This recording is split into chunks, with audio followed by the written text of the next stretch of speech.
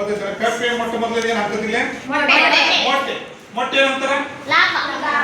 ಮೊಟ್ಟೆ ನಂತರ ಏನಂತಂದ್ರೆ ಲಾರ್ವಾ ಸಣ್ಣ ಮರಿ ಆಗ್ತದೆ ಹೌದಲ್ಲ ನೋಡ್ರಿ ಸಣ್ಣ ಮರಿ ಆಗ್ತದೆ ಕಾಣ್ತದೆ ಮರಿ ಹಾಕಿದ ಮೇಲೆ ಅದಕ್ಕೆ ಬಾಲಗಳಿರ್ತದೆ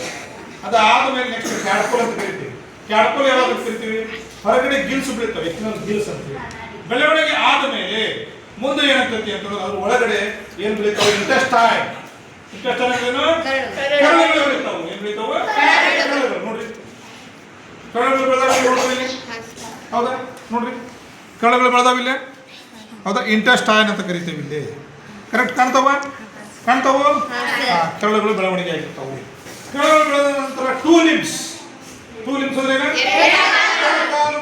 ಎರಡು ಕಾಲುಗಳು ಬೆಳೆದ ನಂತರ ಏನಾಗ್ತದೆ ಮುಂದೆ ಫೋರ್ ಲಿಂಬ್ಸ್ ನಾಲ್ಕು ಕಾಲುಗಳ ಬೆಳವಣಿಗೆ ಆಗ್ತದೆ ನಾಲ್ಕು ಕಾಲುಗಳ ಬೆಳವಣಿಗೆ ಆದ ನಂತರ ಬಾಲದ ಸ್ಥಿತಿ ಕಡಿಮೆಯಾಗಿ ತನ್ನ ದೇಹದ ಸ್ಥಿತಿಯನ್ನು ಪಡೆದುಕೊಳ್ಳುತ್ತೆ ಪಡೆದುಕೊಂಡಾಗ ಮುಂದೆ ಏನಾಗ್ತದೆ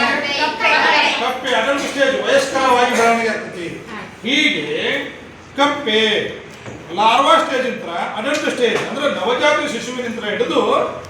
ಇಲ್ಲಿ ವಯಸ್ಕರ ಆಗೋ ತನಕ ಬೆಳವಣಿಗೆ ಹಂತದಲ್ಲಿ ತನ್ನ ದೇಹದಲ್ಲಿ ಆಗುವಂತ ಹಲವಾರು ಬದಲಾವಣೆಗಳನ್ನ ರೂಪ ಬದಲಾವಣೆ